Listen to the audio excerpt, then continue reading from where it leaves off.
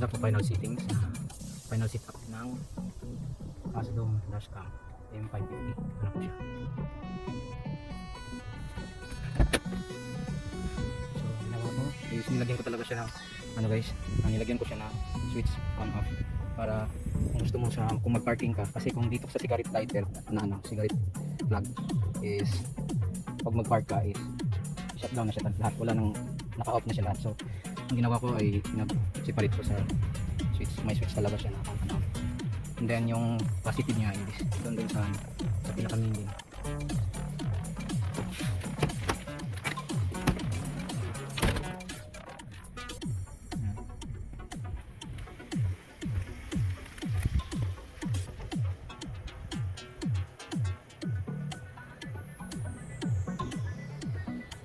Sa gitna niyan is GPS, may GPS siya naka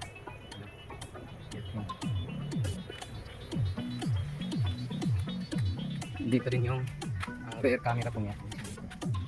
Dito po guys, ito po yung rear camera. Hindi ko nilagay dito sa loob kasi naka-tinted po. Medyo madilim talaga sa ano. And then mag-cutting pa po. Dito talaga pinaka-labis dito sa labas. Kasi yung palagay doon is waterproof din naman itong camera niya. Yan yun. Napasit yun sa ano. So, yan. Yan, nakasit yan sa 5 minutes bago siya mag-off yung ano niya, screen.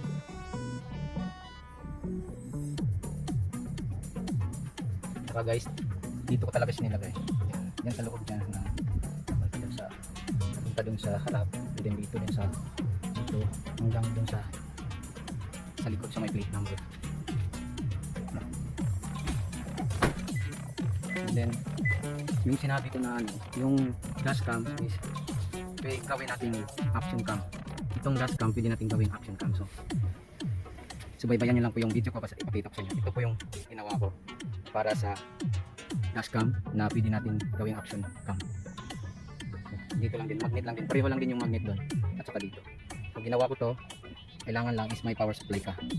Ito ginawa ko to, kailangan lang na may power supply ka. So ito din yung power supply natin. Papakita ko sa inyo ngayon pagkatapos natin i-test yung dashcam natin. I-test natin sa lubong niya yung init kung ano ang naging resulta. So switch ko na yung cam natin, dashcam.